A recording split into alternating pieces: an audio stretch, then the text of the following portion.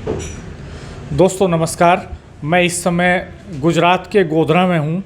जी हाँ, ये वही गोधरा है जहाँ से 2002 में सियासत का जो नया रंग शुरू हुआ वो पूरे देश पर ऐसा चढ़ा कि तब से लगातार कई राज्यों में और केंद्र में भी बीजेपी का जादू लगातार चला आ रहा है।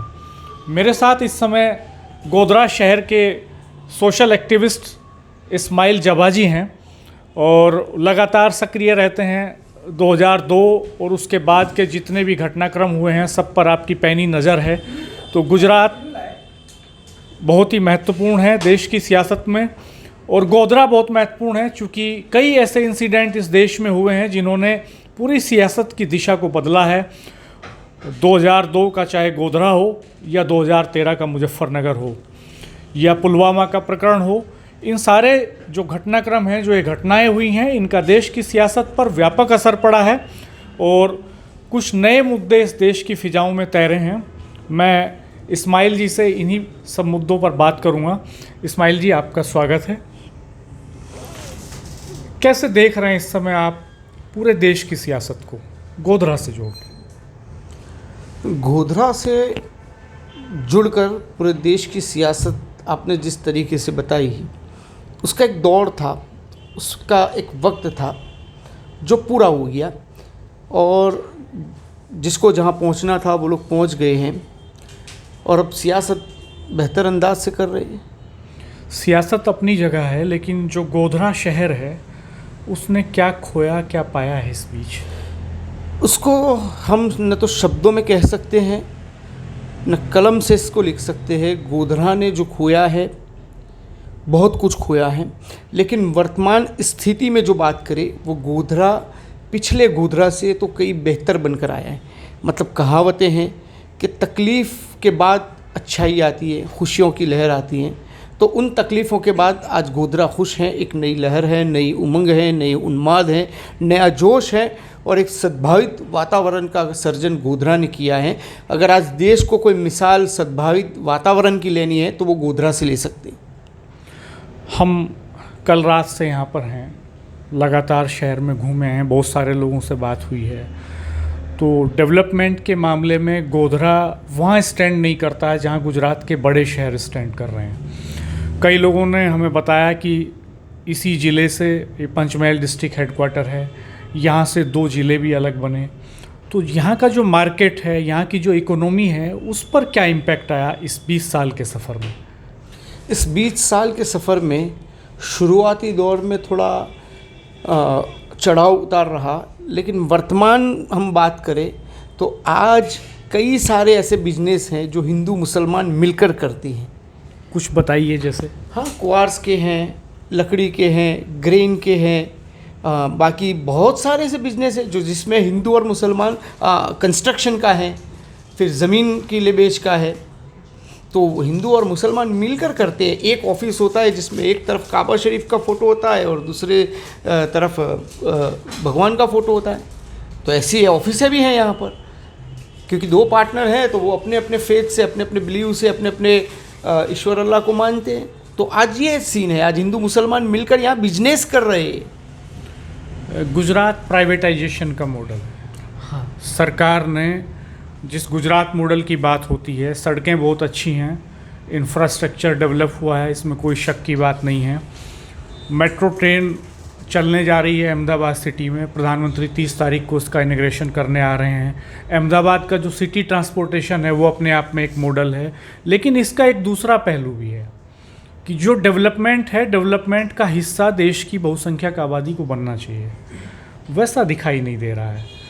हम देख रहे हैं कि जो आम आदमी की जो ज़िंदगी है उसमें बड़ा अंतर दिखाई देता है। एक तरफ दोहाद का इलाका है जहाँ आदिवासी रहते हैं, जहाँ भी उनके पास बेसिक सुविधाएं भी नहीं हैं।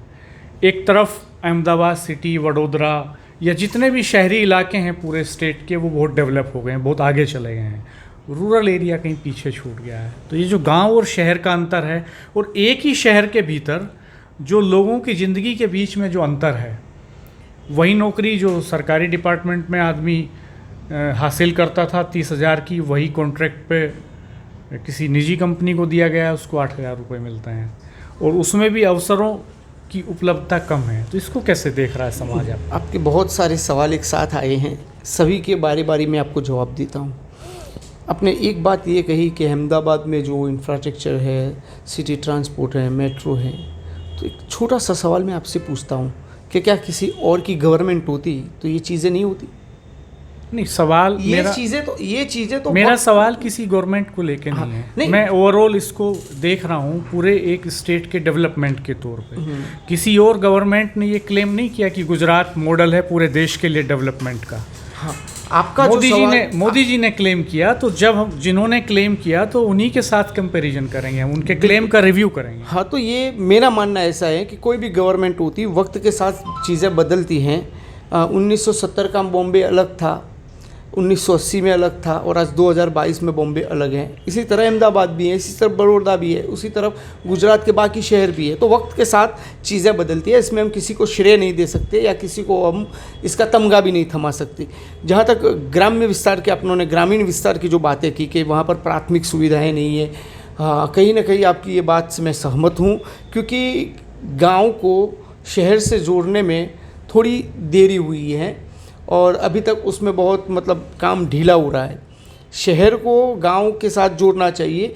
स्मार्ट सिटी बनाने की ज़रूरत फ़िलहाल मुझे नहीं दिख रही है। स्मार्ट विलेज बनना चाहिए, स्मार्ट गांव बनना चाहिए, तब देश बदलेगा, तब गुजरात बदलेगा, तब गुजरात मॉडल की हम किसी को एग्जाम्पल दे सकेंगे। हाँ, आप जिस तरीके से कहते हो कि वहाँ पर आदिवासी जो इलाका है प्राथमिक सुविधाओं से वंचित है, तो आप देहात की बात करते हो, मैं आपको गोधरा शहर की बात करता हूँ कि बड़ा टाउन है, इतनी बड़ी आबादी है, कई सारे ऐसे इलाके हैं कि जहाँ पर आज भी पानी नहीं पहुँचता है पीने का, वहाँ पर आज रोड रास्ते की सुविधाएं नहीं है। तो ये ग्रामीण का नहीं, करीब बड़े शहरों के अंदर भी ये तकलीफ़ें हैं। तो गुजरात मॉडल तो एक सिटी की पिक्चर है, बड़े बड़े शहरों के बड़े अच्छे रास्तों की फ़ोटो बताई और उसको गुजरात मॉडल करार दे दिया। तो वो फ़ोटो के हिसाब से वो गुजरात मॉडल हो सकता है, लेकिन जो वर्तमान स्थितियों के हिसाब से हम गुजरात मॉडल देखने जाए तो वो नहीं। इवन जब हम घूम रहे थे पूरे इलाके में, तो हमने देखा कि जो शहरी जो लोग हैं, जो संपन्न इलाके के रहने वाले लोग हैं और जो गरीब इलाकों के रहने वाले लोग हैं, उनके फिजिकल स्ट्रक्चर में भी बड़ा डिफरेंस है, उनके वेट में, उनकी हाइट में, इस सब में भी झलकता है वो। आप देखते हैं कि आदिवासियों का जो पूरा बेल्ट है, जो दोहात का जो बेल्ट है पूरा, उसमें जो फिजिकल स्ट्रक्चर है वो फिजिकली भी उतना स्ट्रॉन्ग नहीं है। तो क्या इसका क्या रीज़न मानते हैं? अरे, पूरे देश में जो रास्ते बनाते हैं वो दाहोद के लोग बनाते हैं। हाँ। जो रोड पर 42-45 डिग्री सेल्सियस तापमान के नीचे, जैसे झांसी की रानी ने अपने बच्चे को कंधे पर रखकर अंग्रेज़ों से युद्ध किया था, वैसे ये आदिवासी जो हमारे दाहोद के हैं वो कंधे पर बच्चा होता है और सड़कें खोदते हैं, वो मजबूत हैं। यानी गुजरात के लोगों को भी एम्प्लॉयमेंट के लिए देश के दूसरे प्रदेशों में जाना पड़ा। माइग्रेट। हाँ, दाहोद पूरे गुजरात में अगर हम देखना जाए तो दाहोद एक ऐसा डिस्ट्रिक्ट है कि वहाँ सबसे ज़्यादा माइग्रेट होकर लोग काम के लिए जाते हैं। वो कंस्ट्रक्शन लाइन में जाते हैं, ये रोड की खुदाई है, रोड बनाना, इन सब चीज़ों के अंदर जाते हैं ये लोग। इसको आप कैसे लेते हैं? क्या अगर कोई स्टेट, क्या गुजरात इसमें सक्षम नहीं है कि यहाँ पे एम्प्लॉयमेंट जनरेट कर सके उतना? वहाँ पर एम्प्लॉयमेंट जनरेट हुआ है, लेकिन वो गुजरात का आखिरी सिटी है दाहोद। तो धीरे धीरे वहाँ पर बदलाव आ रहा है। पहले एक एग्जाम्पल 500 लोग जा रहे थे, तो अभी कम से कम 200 जा रहे हैं, तो 300 तो कम हुए। तो धीरे धीरे और वक्त जाएगा तो वो 200 भी कम हो जाएगा, क्योंकि उनको वहाँ पर रोजगारी मिलेगी। लॉ एंड ऑर्डर की क्या सिचुएशन है? मैंने देखा अभी एनसीआरबी के रिसेंटली जो फिगर्स इशू हुए हैं, तो 22वें नंबर पर गुजरात स्टैंड कर रहा है। तो कोई बहुत अच्छी स्थिति तो नहीं है। हाँ, लॉ एंड ऑर्डर में कहीं ना कहीं पीछे हुए हैं, और उसकी वजह जो है वो लॉ एंड ऑर्डर की प्रॉपर उसको मैनेज नहीं हो रहा है। अब किसी भी चीज़ को मैनेज के लिए जो काम करने वाले बंदे हैं उनको एक पावर दिया जाता है, तो कहीं ना कहीं पुलिस को पावर देने में कमी पेशी हुई होगी, इस वजह से भी ये हो सकता है। और आपको लगता है कि पावर पुलिस को कम दी गई गुजरात में? यहाँ अभी चर्चा हो रही थी कि कस्टोडियन डेथ्स जो हैं वो एनसीआरबी के फिगर्स के मुताबिक गुजरात में जो टॉप 10 में हैं, तो लॉ एंड ऑर्डर जो है उसमें 22वें नंबर पे स्टैंड कर रहा है गुजरात। कस्टोडियन डेथ्स ज़्यादा हो रही हैं, तो क्या ये पुलिसिंग को बेटर पुलिसिंग है या कमज़ोर पुलिसिंग है, इसको क्या मानते हैं? यकीनन अभी जो नेशनल क्राइम का ब्यूरो का रिपोर्ट जो आया उसमें पूरे देश में सबसे ज़्यादा कस्टोडियल डेथ गुजरात में हुई है। हाँ, ये बात आपकी सच है और मैं सहमत हूँ क्योंकि ये एक रिकॉर्ड है, ऑन डेटा है, ऑन पेपर है। तो पुलिस को कहीं ना कहीं जिस तरीके से काम करने की छूट दी जानी चाहिए, पुलिस का भी काउंसिल होना चाहिए। देखो पूरे भारत में सबसे कम तनख्वाह गुजरात पुलिस की है और सबसे ज़्यादा काम उनसे लिया जाता है। क्राइम के और टेररिस्ट के ड्रग्स के मामलों में सबसे ज़्यादा इन्वेस्टिगेशन और डिटेक्शन गुजरात पुलिस का है। ये जो वास्तविकता है उसको स्वीकारनी पड़ेगी, ये उनका एक अच्छा पासा है। अब उनको कम तनख्वाह के अंदर इतना सारा काम इनसे लिया जाएगा, इतनी सारी चीज़ें इनसे करवाई जाएगी, ड्यूटी उनको कोई ऑफ नहीं मिलता है, 24-24 घंटे ड्यूटी करते। मैंने अभी कल का एक हिंदी अखबार पढ़ा है अहमदाबाद से जो प्रकाशित होता है, तो एक ही दिन में करप्शन की 3 खबरें हैं। 3 अलग अलग विभागों के कर्मचारी रिश्वत लेते हुए पकड़े गए हैं। तो ये जो कम वेतन मिल रहा है, क्या इसकी भरपाई करप्शन से हो रही है, घूसखोरी से हो रही है? करप्शन जो है वो आदिकाल से चला आ रहा, ऐसा नहीं है कि करप्शन अभी हो रहा है। करप्शन पहले से हो रहा है, सिस्टम में बदली है, थियरी बदली है और कीमतें बदली हैं। करप्शन तो हो रहा है। अब आसमान में कहीं छीन हो जाएगा तो हम उसको तो बंद नहीं कर सकते, कोई भी बंद नहीं कर सकता, कोई सरकार कोई सिस्टम बंद नहीं कर सकता। अरविंद केजरीवाल चैलेंज करते हैं कि दिल्ली में करप्शन नहीं है। दिल्ली में है करप्शन, कौन कहता ही नहीं। तो इसी तरह करप्शन को रोकना मुमकिन नहीं, नामुमकिन है। अब आपने एक सवाल कहा कि ये वजह आपने बताई कि कम तनख्वाह की वजह से, तो बिल्कुल हो सकता है। आप आदमी को भरपेट खाना मतलब दोगे तो कहीं और खाने जाने वाला है ही नहीं। तो अगर करप्शन को रोकना है तो तनख्वाह डबल कर दो उनकी।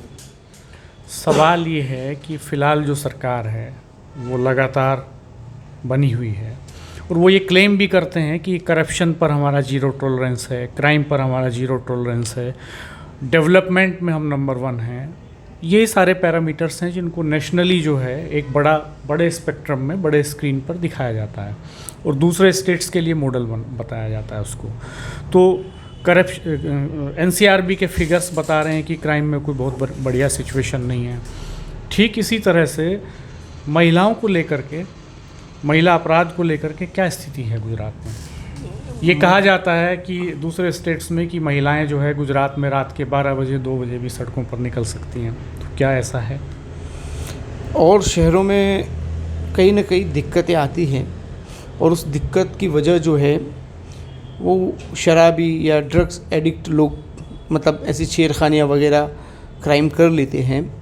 जहाँ तक गोधरा की बात करूँ मैं, तो जिसे देश और दुनिया सेंसिटिव कहती है, उस सेंसिटिव गोधरा के अंदर हिंदू हो या मुसलमान हो, यहाँ रेलवे स्टेशन मुस्लिम इलाके में है, रात के देरी से आने वाली ट्रेन में जो महिलाएं चलकर मुस्लिम इलाकों से अपने घर की तरफ प्रयाण करते, अपनी घर की तरफ जाते। इसी तरह मुस्लिम औरतें भी देर रात को आइसक्रीम खाने या अपनी जो मौज शौक की खाने पीने की चीज़ें हैं, तो अपने कपल के साथ वो लोग घूमते हैं। एक बड़ा सौहार्द का वातावरण यहाँ दिखता है, हम लोग देखते हैं। कभी ऐसे इंसिडेंट्स नहीं हुए हैं, छुटपुट ऐसी घटना हुई, किसी बच्चे को कभी मार दिया, गाड़ी टकरा हुई, वो तो नॉर्मली सब जगह होते हैं। तो ऐसा शराब को लेकर के लगातार खबरें आ रही हैं। 50 से ज़्यादा लोगों की डेथ शराब पीने से हो गई, जहरीली शराब पीने से। शराब पे पाबंदी है, तो ये कैसी पाबंदी है? अब शराब पर यकीनन पाबंदी है। ये गुजरात गांधी का गुजरात है। कई लोग अगर पाबंदी है तो फिर शराब से मौत कैसे? कह रहा हूँ कि कई बेअक्ल लोग ऐसा कह रहे हैं कि ये पाबंदी हटा देनी चाहिए, सरकार को टैक्स मिलेगा, सरकार के पास पैसे आएंगे, तो भाड़ में जाए ऐसे टैक्स और भाड़ में जाए ऐसे पैसे। शराबबंदी यकीनन गुजरात में जब तक ये सूरज चांद रहे तब तक गुजरात में शराबबंदी रहनी चाहिए। अब आपका दूसरा सवाल है कि ये शराबबंदी कैसी शराबबंदी है कि जहाँ 50-50 लोग मर जाते हैं। तो घटना घटी है, जो वास्तविकता है उसका स्वीकार करना चाहिए, और जो दोषित हैं उनके ऊपर कार्यवाही भी हुई है, जो लोग थे उनमें सस्पेंड भी किए गए, उसके ऊपर जुडिशियल इंक्वायरी भी बिठाई गई है, डिपार्टमेंटल इंक्वायरी भी बिठाई गई है। यकीनन ये नहीं होना चाहिए। कहीं ना कहीं ये शराब जो देशी शराब होती है वो बन रही है। आपने कहा गांधी का गुजरात, गांधी का देश है ये, सिर्फ गुजरात नहीं। और गांधी जो कहते थे वो करते थे, उनकी कथनी और करनी में कोई अंतर नहीं था। वो कहते थे अगर बच्चे को गुड़ खाने से मना करना है तो पहले खुद बंद करना होगा। लेकिन यहाँ हम कहते हैं कि शराब बंद है और शराब से 50-50 लोग मर जा रहे हैं। बिल्कुल ये सही बात है आपकी, 50 लोग मरे हैं, और ये कई सारी ऐसी छोटी छोटी घटनाएं दूसरी भी हुई है जहाँ 5 लोग मरे हैं, 4 लोग मरे हैं, 10 लोग मरे। ऐसी घटनाएं पास्ट में हुई है। ये शराबबंदी की जो है उसको ऊपर सरकार को स्पेशल एक टीम, एक सेल बनाना चाहिए। जैसे टेररिस्ट स्क्वाड के लिए एक सेल बनाया है, ड्रग्स के लिए जो बनाया है, डकैतों के लिए जो बनाया है सेल, ऐसे ये शराब के लिए एक सेल बनाना चाहिए। मैंने किसी अखबार में अभी बीच में ही पढ़ा था कि बहुत सारे, एक बड़ा कारोबार है 2000 करोड़ रुपए का सालाना, कि जिसके अंदर कई सारे ऑफिसरों को हफ्ते मिलते हैं और ये शराब आती है और शराब बनती है। तो इन चीज़ों पर भी सरकार को गौर करना चाहिए, इन्वेस्टिगेशन करना चाहिए। कोर्ट्स की क्या स्थिति है? केस जो कोर्ट के ऊपर, जैसे मैंने देखा कि कई सारे स्टेट्स में, इवन सुप्रीम कोर्ट में भी, यूपी के हाई कोर्ट में भी इतनी लंबी पेंडेंसी है कि समय से जस्टिस नहीं मिल पाता, सालों साल केस चलते रहते हैं। हाँ, जुडिशियली। तो गुजरात इसमें कहाँ स्टैंड करता है? हाँ, जुडिशियली में अगर हम देखने जाए तो कहीं कहीं ढीलापन भी है और कहीं कहीं बहुत अच्छा भी है। मैं ओवरऑल एक सीन चाहता हूँ आपसे कि ओवरऑल क्या सीन क्या है। मान लीजिए छोटे छोटे झगड़े मुकदमे हैं, हाँ, वो नहीं, कितना समय बड़ा लगता है? गुजरात है तो किसी एक जगह ही सारी अच्छाई नहीं हो सकती, या किसी एक जगह ही सारी बुराई नहीं हो सकती। कहीं अच्छा भी है तो कहीं थोड़ा बुरा भी है।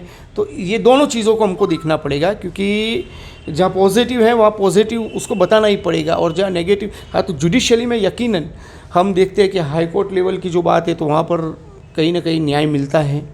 हाँ, न्याय मिलता है, साथ में कई कई मतलब कभी देरी भी हो जाती है, कभी मतलब जल्द भी आ जाता है। वो केस पर डिपेंडेंट होता है, क्योंकि कई चीज़ों में प्रॉपर इन्वेस्टिगेशन, जो आईओ इन वगैरह को सुनना है। और दूसरी बात कि जो डिस्ट्रिक्ट लेवल पर है, तो डिस्ट्रिक्ट लेवल पर कई सारे केसों में देरी भी दिखी है और कई सारे केस फास्ट ट्रैक चलते हुए भी दिखी। तो ऑल ओवर जुडिशली के अंदर थोड़ा अच्छा भी कह सकते हैं और थोड़ा सुधार लाने की ज़रूरत भी कह सकते हैं। यानी गुजरात की फिजाओं में इस समय कई बड़े सवाल तैर रहे हैं। अनएम्प्लॉयमेंट का क्राइसिस है, सामाजिक आर्थिक असमानता का बड़ा सवाल है, एक समान डेवलपमेंट ना होने का एक बड़ा सवाल है, बेसिक फैसिलिटीज़ के लिए भी लड़ाइयाँ हैं, वो सब अपनी जगह हैं। लेकिन इसके बावजूद अभी जो राजनीतिक जो परिदृश्य है इस प्रदेश का, उसमें कई नए प्लेयर्स भी एंट्री कर रहे हैं। बीजेपी है ही, कांग्रेस उसके सामने फाइट करेगी ही, आम आदमी पार्टी एंट्री कर रही है, ओवैसी की पार्टी भी एंट्री कर रही है। तो ये सारे जो इक्वेशंस बनेंगे ओवरऑल, इसमें क्या लगता है आपको कि क्या कोई ऐसी हवा बन पाएगी कि सरकारों के ऊपर कोई ऐसा दबाव बने, राजनीतिक दलों के ऊपर कोई ऐसा दबाव बने कि इन सारे इश्यूज पर बहस हो जो हमने डिस्कस किए हैं यहाँ पर? एनवायरनमेंट की बात करें तो नदियों की स्थिति बड़ी ख़राब है पोल्यूशन के मामले में।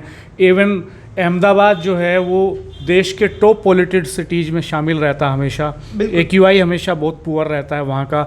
वहाँ से जब हम रूरल एरिया में, इंटीरियर में निकले हैं, तब हमने मास्क हटाया तो रिलीफ मिला हमें। अहमदाबाद सिटी में पूरे में मास्क लगाना पड़ा, आँखों में जलन होती है, इतना पोल्यूशन है। तो क्या आपको लगता है कि जनता के ये इशूज़ इस इलेक्शन में कहीं स्टैंड करने वाले हैं, या फिर कम्युनल पोलराइजेशन, कास्ट बेसिस का पॉलिटिक्स, या फिर जो एक फ़ाइल खोलने वाली बात है मुहावरे के तौर पर यहाँ, कि फ़ाइल खोलना यहाँ एक जनरल मुहावरे के तौर पर है, जो ईडी का इस्तेमाल होता है, जो पुलिस का इस्तेमाल होता है उसको लेकर के? तो क्या फ़ाइलों की सियासत ही चलेगी, या कम्युनल पॉलिटिक्स ही चलेगी, या डिवाइडेशन की पॉलिटिक्स ही चलेगी, या इन सारे इश्यूज़ पर कोई चर्चा होगी? फाइल की जो सियासत थी, और जिस सियासत फाइल की आप बात कर रहे हो, अभी तक गुजरात में उसको अप्लाई नहीं किया है। क्योंकि बंदा कभी भी अपने घर में गलत थोड़ी करेगा, समझाएगा। तो गुजरात में ये फ़ाइल वाली सिस्टम तो अभी तक अप्लाई नहीं हुई है। आपने जो मुद्दे बोले एनवायरनमेंट के, पोल्यूशन की, नदियों की, स्थितियाँ ख़राब है, बिल्कुल ख़राब है। जो कारखाने बड़े बड़े चल रहे हैं, उनकी जो चिमनियाँ लगी हुई है, जो जीपीसीसी के Gujarat pollution control board GPCB उसके अंतर्गत जो उसका मतलब प्रावधान है उस हिसाब से नहीं है, इस वजह से पॉल्यूशन हो रहा है। पर कहीं ना कहीं देखा जाए तो दिल्ली से कम पॉल्यूशन है। दिल्ली के कंपेयर में अगर देखा जाए तो अहमदाबाद में कम पॉल्यूशन है, लेकिन ये दिल्ली तक पहुंचने में अहमदाबाद के पॉल्यूशन को अब ज़्यादा देरी भी नहीं लगेगी। तो इसके अंदर सुधार की बहुत सारी ज़रूरत है। नदियों की जो स्थिति है बिल्कुल बिगड़ी हुई नदियां हैं और पानी नहीं है उसके अंदर, क्योंकि बांध बड़े इलाके में अभी इरिगेशन के साधन भी नहीं है। हाँ, नहीं है, खेती पूरा बारिश पे निर्भर है। बिल्कुल इरिगेशन के जो मतलब साधन नहीं है और बारिश पर लोग निर्भर रहते हैं। अब बारिश साल में 4 महीने आती है, 3 महीने आती है, तो कहीं ना कहीं उनकी खेत खलिहानों पर भी इसकी असर पड़ती है। अब गुजरात की जो वर्तमान स्थितियों को देखें, आपने जो कहा कि अरविंद केजरीवाल, असदुद्दीन ओवैसी की भी एंट्री हुई है, तब मतलब किस चीज़ में वोटर जाएगा। तो गुजरात का वोटर वर्तमान समय के अंदर, वर्तमान स्थिति के अंदर बड़ा खामोश है, चुनाव का इंतज़ार कर रहा है, सारी चीज़ों को देख रहा है और भांप रहा है। ये पहली बार हम लोग देख रहे हैं कि लोग खुलकर नहीं बोल रहे हैं। हम देहातों के अंदर भी सर्वे के लिए मतलब जाते हैं लोगों से इंटरव्यू के लिए, तो लोग ये बोलने के लिए तैयार नहीं है कि कौन सी पार्टी अच्छी, किसने काम किया है। सभी लोग शिकायतों का एक बड़ा ज़ख़ीरा मतलब अपने उसकी बोरिया पत्रकार के ऊपर डालते हैं कि हमारे इतने सवाल है और इतनी शिकायतें, आप सरकार तक इन शिकायतों को लेकर जाए। अभी गुजरात का जो माहौल है तो एक बड़ी मात्रा में अलग अलग विभागों के जो सरकारी कर्मचारी हैं वो नाराज़ है, वो सड़कों पर उतरे हुए हैं, उन्होंने आवेदन भी दिया हुआ है। तो इन शॉर्ट बूथ पर जाने वाला आदमी और बूथ पर बैठने वाला आदमी, ये दोनों नाराज़ हैं। तो वो अच्छा, 2-3 खास चीज़ें हमने यही देखी। जैसे फाइल वाला जो जुमला है, हमको नहीं पता था फाइल का मतलब क्या है। ट्रेन से लेकर गुजरात में घूमने तक लोगों ने हमको फाइल का मतलब समझाया कि फ़ाइल खोलने का मतलब क्या है। ऐसे ही वो दूसरी भाषा में इस्तेमाल होता है एनसीआर में और दूसरे हिस्सों में देश के, लेकिन फ़ाइल वाला जुमला यहीं सुना हमने। दूसरा, आपके यहाँ की जो चाय है, हमने देखा जो कटिंग चाय है उसका रेट 10 रुपये है और एनसीआर में उसी में वो फुल चाय मिलती है। तो ये जो डिफरेंस है ये क्या है? क्या महंगाई, 10 रुपये की चाय पिला दिया, क्या महंगाई ज़्यादा है यहाँ? नहीं, ये हमने हर जगह 10 रुपये में पी वो। अरे तो कटिंग चाय आपको यहाँ किसी ने ठग लिया। यहाँ चाय 5 रुपये की मिलती है। गुजरात के लोग तो अच्छे हैं, ईमानदार हैं। अच्छे हैं तो ये बदमाश हो सकता है कोई। बाकी चाय तो 5 रुपये की मिलती है और बढ़िया मिलती है। अच्छा। और वो किटली वाला पूछेगा कि और डालूं ऐसा पूछेगा। अच्छा, हाँ, तो वो कटिंग चाय 5 रुपये की है, फुल वाली 10 फुल रुपये वाली तो फूल का रिवाज ही नहीं है यहाँ। ओके, वो कटिंग ही ही पीते फूल हैं। होती है यहाँ। तो कटिंग चाय में आनंद आता है? हाँ, जो थोड़ी होती है। बढ़िया।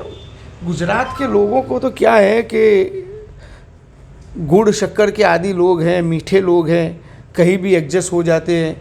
कहीं भी, जैसे अभी दिल्ली में एडजस्ट हो गए तो वही मतलब मतलब एडजस्ट होना बड़ा अच्छा हम लोगों को आता है। तो कम चाय के साथ भी एडजस्ट कर लेते हैं, कटिंग के साथ भी कर लेते हैं और पूरी के साथ भी कर लेते हैं। गुजरात को एडजस्ट होना आता है, हर परिस्थितियों में एडजस्ट कर सकता है। गुजरात आज़ादी के आंदोलन में लीड करता है। यहाँ से निकले हुए नेता गांधी जी एशिया के सबसे बड़े नेताओं में शामिल रहे और उनका सत्य और अहिंसा का जो हथियार था, जो औजार था, उसने पूरी दुनिया को एक संदेश दिया।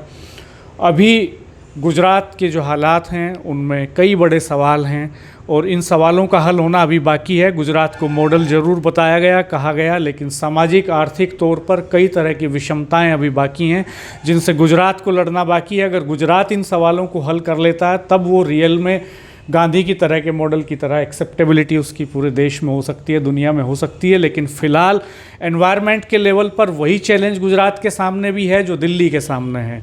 वो नदियों का सवाल हो, वो चाहे वाटर पोल्यूशन का सवाल हो।